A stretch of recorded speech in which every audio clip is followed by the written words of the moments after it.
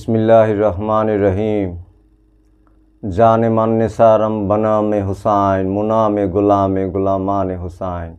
शाह हस्ते हुसैन बादशाह हस्ते हुसैन, दीन हस्ते हुसैन दीन पना हस्ते हुसैन। सरदात नदा दस्त दर दस्ते यजीद, हक्का के बिनाए ला इलाहा हस्ते हुसैन। या अली या मुश्किल कुशाली या पंचातन पाक आली या सनी जात आली।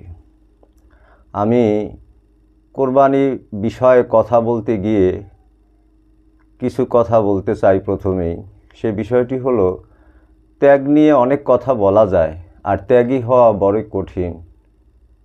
সাধকের কথা বলা যায়, কিন্তু নিজে সাধক হওয়া বড় কঠিন। এজন্য সব বিষয়টি মৌখিক বন্দিগিতে হয় না। এই অন্তর্মুখী যতক্ষণ পর্যন্ত একটা সাধক না করতে পারে ততক্ষণ পর্যন্ত সে এই বিষয়ের বিশেষ সে থাকে। তার মনের মধ্যে চঞ্চল ভাবটি যদি সে সরে না যায়, সে যদি স্টেবল না হয়, সে যদি স্থিতিশীল না হয়, তাহলে বন্দিগিতে সেই ফল পাওয়া যাবে না, সেই যে শান্তি সেটা পাওয়া যাবে না। ইমাম হুসাইন ত্যাগ করেছেন, সেই ত্যাগটা কেমন ত্যাগ? ইব্রাহিম খলিলুল্লাহ কোরবানি করেছেন, ঠিক আছে। যদি ইসমাইল জবিউল্লাহ, লা ইলাহা ইল্লাল্লাহ ইসমাইল জবিউল্লাহ। ত্যাগ নিয়ে অনেক কথা বলা যায়, আর ত্যাগী হওয়া বড়ই কঠিন। ইমাম হুসাইন যে ত্যাগ করেছেন সেই ত্যাগটি কোথায়? সেই ত্যাগটি কোথায়? ইমাম হুসাইন যে ত্যাগ করেছেন, আলাম তাসমা ওয়ালাইসা ফিকুম মুসলিমুন। কারবালার প্রান্তরে উনি দুই হাত তুলে বলছিলেন, আলাম তাসমা ওয়ালাইসা ফিকুম মুসলিমুন, তোমাদের মধ্যে কি একটি মুসলমানও নাই? তোমরা কি শুনতে পাও না আমার কথা? আলাম তাসমাও, তোমরা কি আমার কথা শুনতে পাও না? ফিকুম মুসলিমুন, তোমাদের মধ্যে কি একটি মুসলমানও নাই? অথচ ৩৩,০০০ সাহাবি, সেইখানে ইমাম হোসাইন মহানবীর কলিজার টুকরো, সেখানে সে আওলাদে রসুল ৭৩ না ৭৪ জন সেই কারবালায় নির্মমভাবে শহীদ হয়। যার ৩৩,০০০ সাহাবি, সে কিভাবে সেইখানে নির্মমভাবে শহীদ হয়? এই বিষয়টিকে আমরা কোথায় ধারণ করতেছি? আমরা ইসলামের কিছু আনুষ্ঠানিকতা, নিয়ম কানুন পালন করে নামাজ পইরা আমরা মনে করি আমরা খুব ধার্মিক হয়ে গেছি। হায় হায়! ইমাম হোসাইনের যে ত্যাগ, সেই ত্যাগের সামনে এই ত্যাগ কিছু না। ত্যাগ অভিনয় করছি মাত্র। আবার ত্যাগ করি কি? একটা পশুকে গলায় ছুরি দিয়া, গলায় ছুরি দিয়া আমি মনে করতেছি আমি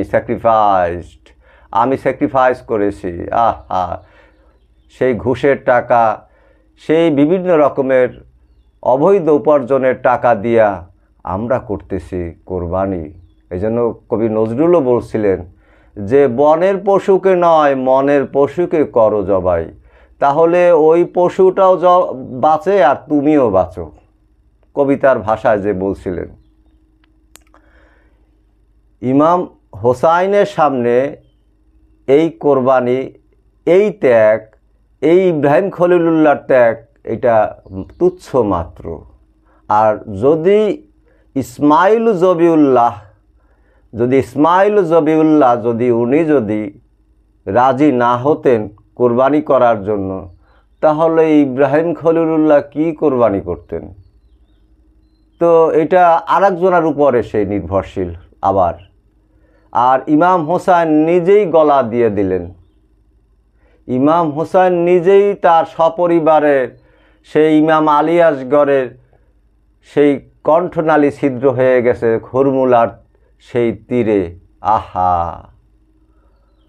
এটা কোন ইসলাম করি আমরা?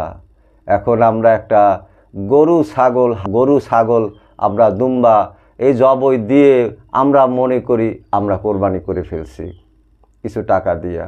আর সেই কোরবানিটি হয় সকাল থেকে ওই সন্ধ্যা পর্যন্ত এই গোস্ত খাওয়া খাইর যে একটা মহড়া, এই যে জবাই দেওয়ার মহড়া, আমার মুর্শিদ কিবলার কাছে কালান্দার ডাক্তার বাবা জাহাঙ্গীর বা ইমান আল সুরেশ্বরী ওনার কাছ থেকে আমি একটা হাদিসের বাণী শুনেছিলাম।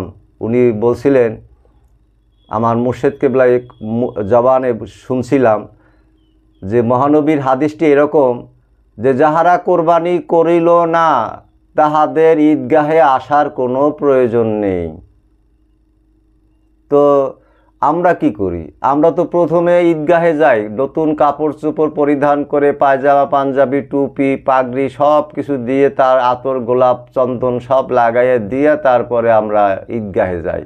ঈদগাহে যাইয়া তারপরে আমরা নামাজ পড়ি, তারপরে কোলাকুলিটি করি, খুশি করি, এই খুশিটা করি। তারপরে আল্লাহ আকবার আল্লাহ আকবার লা ইলাহা ইল্লাল্লাহু আল্লাহু আকবার আল্লাহু আকবার লিল্লাহিল হামদ, এই দোয়াটি পড়ি, এই এসএমটি পড়ি, পড়তে পড়তে যাই, আবার পড়তে পড়তে আসি, কোলাকুলি করতে করতে আসি, মুখের দাঁতে সাজানো হাসি হেসেই আমরা সেই ঈদটি করি।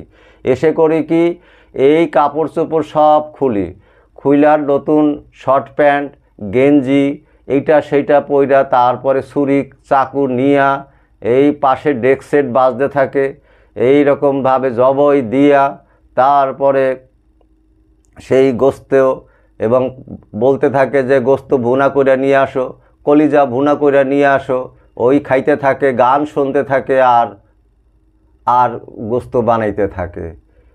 এটা যদি কোরবানি হয়, আমি সে কোরবানি, আমার কাছে সেটা কোরবানি মনে হয়নি আমার ব্যক্তিগতভাবে।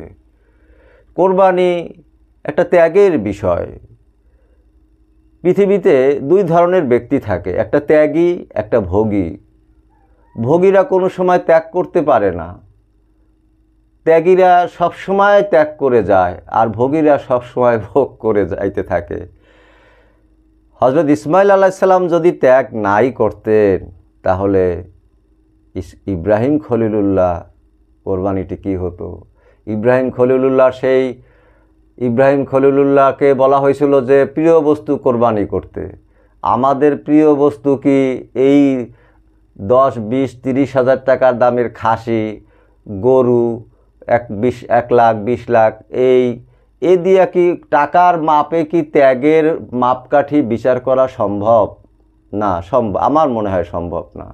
সূরা বাকারায় গভীরভাবে বর্ণনা করা হয়েছে যে কোরবানির বিষয়টি, যে একটা মধ্য বয়স্ক একটা গরু সেই কোরবানি করতে হবে, এবং সেটা করতে হবে এমনভাবে তার গায়ের কালার এরকম হলুদ, সেটা অনেক কিছু বর্ণনা করা আছে, আমি সেদিকে যাচ্ছি না। সূরা হজে আছে কোরবানির বিষয়টি, যেখানে আছে সেখানে ছুরি চাকুর কোনো বিষয় নাই, অথচ এই কোরবানি আমি মনে করতে গেলে আমার কেমন জানি গা শিহরিয়া ওঠে। সকালবেলা একটা পশুকে জবাই করতেছি আর তার গোস্ত খাচ্ছি।